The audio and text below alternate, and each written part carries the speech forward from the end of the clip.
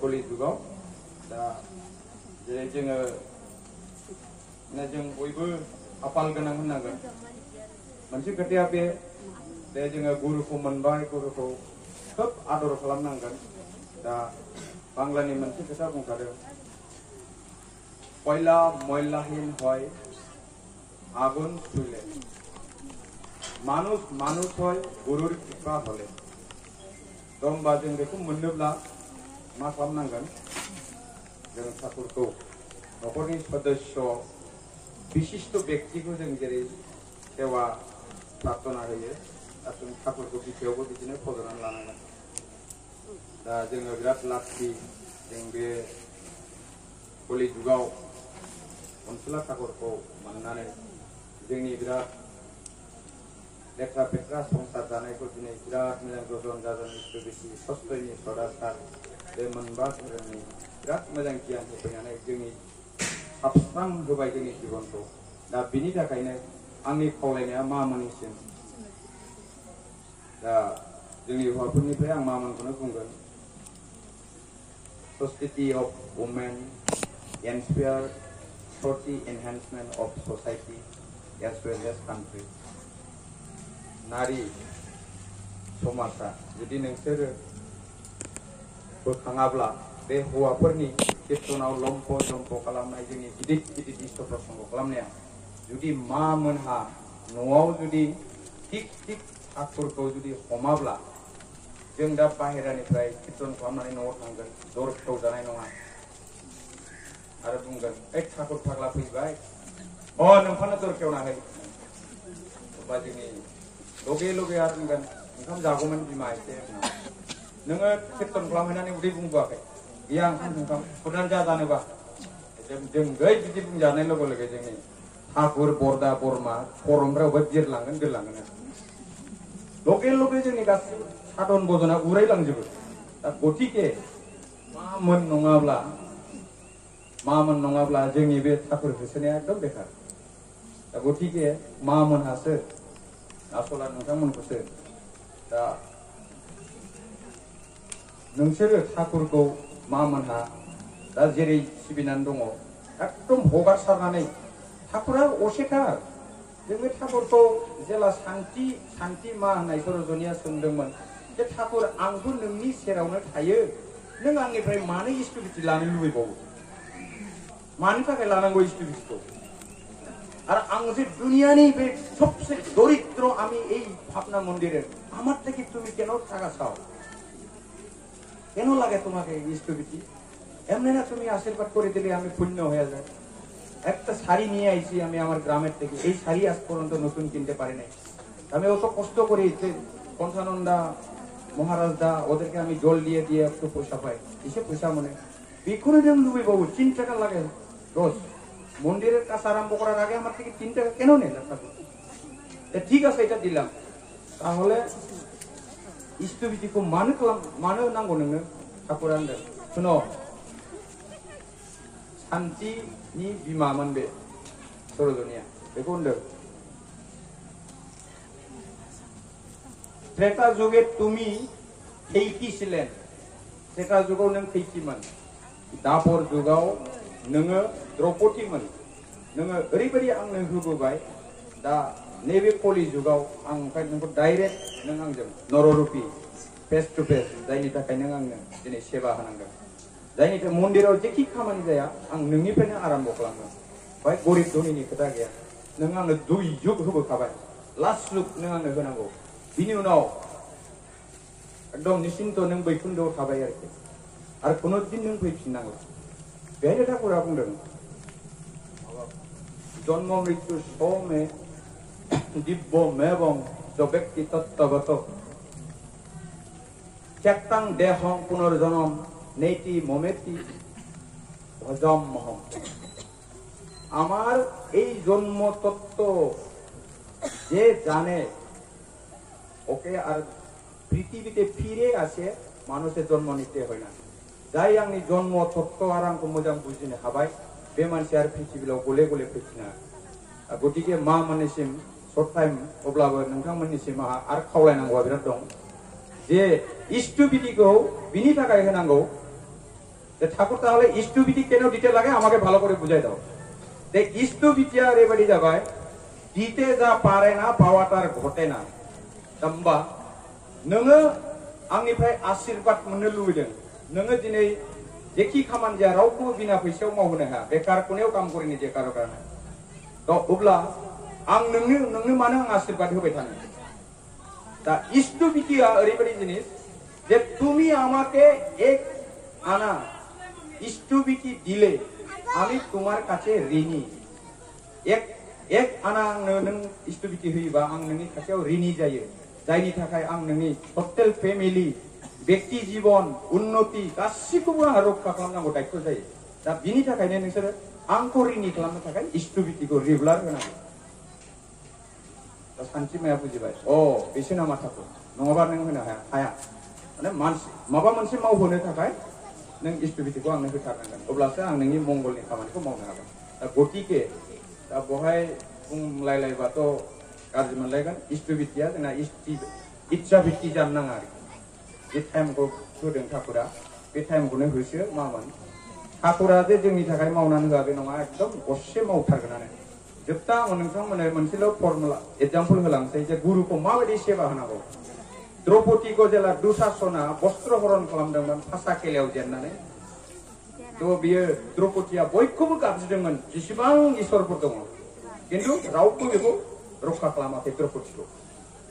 जेला द्रौपदीया आखाइ फारसे हमथानानै खानाय होननानै गाबज्रिदों, थेवब्लाबो बे श्रीकृष्णआबो बेखौ हेल्प खालामाखै। जेला बियो लास्ट गावनि सारिखौ बस्त्रखौ जेला हरन खालामनानै खुनो नागिरदों, बे समाव बे आखाइखौ स्रा फारनैबो आखाइ हगारनानै होनदों खानाय आमाखै रक्षा कर। अब्लासो श्रीकृष्णआ बेनो जोबनो गैयै सारि सोदेरनानै हरदों आरो जायनि उनाव दुशासना बिनि बस्त्रखौ हरन खालामनो हायाखै।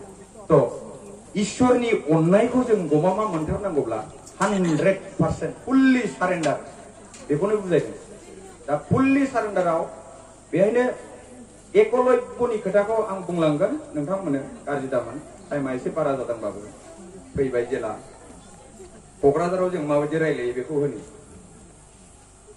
द्रोणाचार्यआ बोरला फोरोंग्रा गुरु आरो कौरव पांडवनि 105 जन राजकुमारफोरखौ द्रोणाचार्यआ राजकुमारफोरनो बोरला गावनो फोरोङोमोन। बिसोरनि गेजेराव गोरोंसिन थाना अर्जुनमोन।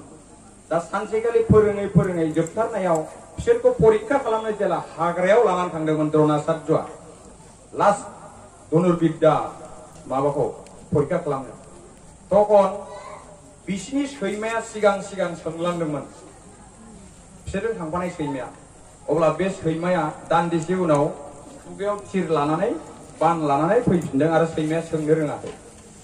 अब्ला बहाय जुधिष्ठिर अर्जुनमोनहा सोंदों, गुरुदेव मा जाखो बे, नोंथ' जोंनो बेबायदि बानखौ फोरोङाखै, बे सैमाया सोंनो रोंलायै बानखौथ' जोंनो फोरोङाखै, नोंहा निस्सय सोरबा नोंनि साबसिन मोजां मोनग्रा सोरबा भक्त दंबावो, खिन्थानांगौ, जोंनोबो बे बानखौ फोरोंनांगौ।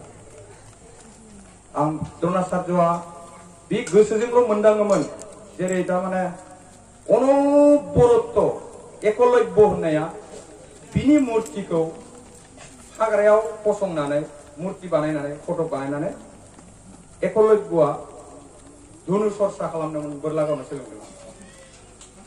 नाथाय द्रोणाचार्यआ सानसेबो बेजों थांदेराखै, फोरोंहैयाखै। किन्तु बिनि गुरु सेबाया गभीर बिश्वास, बेजों बियो गासिबो जिनिसखौ गुरुखौ साखि दोननानै ट्रेनिं खालामै बेसेबांसिम गुन रोंलांबायमोन। दा बे जिनिसखौ द्रोणाचार्यनि आत्माया बुजियो आरो एकलव्यआ बुजियो जे गुरुआ आंखौ डाइरेक्ट फोरोंफैनो हाया, राजकुमारफोरखौ फोरोंनांगौ। बिनि थाखायनो आं बिनि मुर्तिखौ लानानै जों खुलुमो। दिनै जोङो ठाकुरखौ खाथियाव लानानै जों सत्संग खालामो।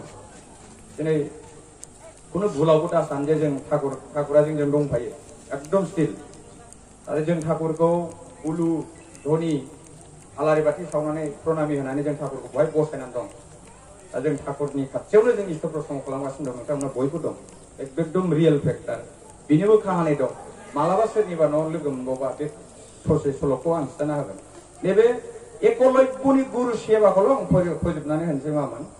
बे एकलव्यआ नुहुरबाय जे राजकुमार ज्योतिषीर भीम अर्जुनमोननि कौरव आरो पांडवनि राजकुमारफ्रा जेला हाग्राथिं ज' फैनानै बिनि द्रोणाचार्यनि मूर्ति सेराव गसंफैयो।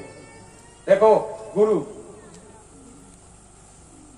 आप ही ने तो एकलव्य को सिखाया, नहीं तो आपका मूर्ति क्यों रहेगा यहाँ पे? तो बेबायदि नङा, बियो आंखौ मोजां मोनो गुरु हिसाबै बे मानिदों आरो बे आंनि फट'खौ दोननानैसो सोलोंदों। आं खुनुदिन नोंसोरखौ नागारनानै फैयाखै, किन्तु गभीर बिश्वासजों हाजोबो, गभीर बिश्वासजों हायो बेखौनो खिथादों। दा अब्ला बे पृथिबियाव अर्जुनमोननिफ्राय गोरोंसिनथ' बोरला गावग्रा थाबाय, एकलव्यआ जानानै दं। अर्जुनमोनहा जेखौ रोङा, दा मा खालामगोन द्रोणाचार्यआ? जाहाथे जिबौआबो थैयो, लावथियाबो बाया, बिदि खालामबाय जे ठीक আছে द्रोणाचार्य बिराद गोरों जाबाय, जुगे जुगे बिनि नाम थागोन। अर्जुना बिनि गोरोंसिन जानो थाखाय गुरुखौ प्रेसार होगोन। दा अब्ला अर्जुनमोननि गोसोखौबो राजकुमारफोरनि गोसोखौबो सन्तुष्ट खालामबाय आरो माबाखौबो एकलव्यखौबो जुगे जुगे अमरत्व प्राप्त होनो थाखाय मा खालामबाय द्रोणाचार्यआ? ठीक আছে तो फिर ऐसा कर, नोंनि आसि बिमा जायजों बोरला बोयो बेखौ आंनो गुरु दक्षिणा होदो होननानै। बे गुरु दक्षिणा होनो द्रोणाचार्य जेला बिदोंना, एक सेकेन्ड देरि खालामाखै, एक सेकेन्ड देरि नाखराखै, खालामालाबायनो सिखाखौ बख'नानै आसि दानस'नानै गुरुनो होदों। गुरुनि सेबाया माबायदि जायो? दा गुरुआ ओरैबायदि प्रशंसा जाबाय, उपकृत। दा गुरुआ बेबायदिनो बोर होबाय जे बिनि गोसोजों बोर होबाय। किन्तु द्रोणाचार्यआ माबाया एकलव्यआ ओरैबायदि भक्त जे आंनो माबा मोनसे बोर होखागोन। आरो जोंनि उद्देश्यआ मा? थ्रु दा गुरु ईश्वर प्राप्ति। बयनिबो जोनोमनि थांखिया बे, थ्रु दा गुरु जोंनो ईश्वर नांगौ। दा गुरुखौ जोंनि सेवा होनानै गोजोन होनो हायोबासो जों ईश्वरखौ प्राप्ति खालामनो हायो। तो अब्ला गुरुखौ माबायदि सेवा होनांगौ, माबायदि गावनि बोरला गावग्रा आसि बिमाखौ हास'नानै जेला द्रोणाचार्यनो गथायो, द्रोणाचार्य बेखौ आजावनानै लायो आरो बेनो प्रतास्तु होननानैल' बोर होयो। बे प्रतास्तु बोरा दिनै अर्जुन नकुल सहदेव बे 150 जन राजकुमारफोरखौ रावबो रायलाया, किन्तु बोरलानि खोथा रायलायबा एकलव्यनि खोथाखौ रायलायो। एकलव्यआ ओरैबायदि गुरुखौ सेवा होनो रोंनायनि थाखाय दिनै अमर जानानै थाबाय आरोखि। दा गतिके जों ठाकुरनिफ्राय अमा अननाय मोनथारनांगौब्ला फुल्लि सारेन्डार मास्ट एकदम जाथारनांगोन। दा मा मोननो थाखाय मोजां निउसआ बे इमान गोबाव मातृ सन्मिलन खालामबाय, एक खेबसेबो नोंसोरो समायना रमायना देलायनानै देवघराव आचार्य देबनि खाथियाव थाङाखै। दादा ঠাকুরের দয়ায় আমরা পুরা শ্রাবণ মাসটা মাতৃ সম্মেলন করি আপনাকে প্রণাম দিতে যাচ্ছি। ঠাকুরের দয়া আমরা সম্পূর্ণ করতে পারছি খুব সুন্দরভাবে। অনেক ডিপি ওয়ার্ক হয়েছে, আরো অনেক নতুন দীক্ষা হয়েছে। আমাদের মধ্যেও আমরা কেউ কেউ সস্তনি নিবার জন্য আছে। नोंसोर बेबायदि निवेदन खालामनो हैनो थाङाखै मामोन? जों जेला थाङो देवघराव जों नुहैयो गुबुन स्टेट उड़िष्या बेंगल सब जायगार मानुह आহে, কিন্তু আমার অসমৰ পৰা আজিলৈকে দল বান্ধি আমাৰ সাংস্কৃতিক নিজৰ কালচাৰ ড্ৰেছ পিন্ধি কেতিয়াও দাদাৰ ওচৰত যোৱা নাই যে আমি মাতৃ সন্মিলন শেষ কৰি আহিছো, দাদা আপুনি আমাৰ অসমত কেতিয়া যাব? এইটো চেষ্টা কৰক পৰৱৰ্তীবাৰ। এইবাৰ নগলো थाङाखैबाबो কিন্তু नोंसोर थांथारनांगोन मा मोना। जों लुबैदों मा? जों मा लुबैदों? नैबे बर' हिनजावफ्रा समायना रमायना जोंनिफ्राय समायनासिन ड्रेस गैया। एत्त' समायना रमायना ड्रेस गाननानै आचार्य देबनि खाथियाव थ्रोब हाबनानै बेजों संग खालामनानै फैफायोब्ला नोंसोर जा खयजन थांगोन बेजोंनो बाखि मानसिया बिराद मोजां जागोन जायो। दा आंनि खावलायनाय, जों क'क्राझारनिफ्राय जों एबार टिम फाथायहरबाय 60 जन, बिसोर थांसिगोन। दिनै गाखोबाय। दा नोंथांमोनहाबो इमिडियेट थांनांगौ, गारानो रिपर्ट हैनांगौ आरो आचार्य देब आरो अबिन्दा निमन्त्रण কৰিব লাগে। এইখিনি কলো।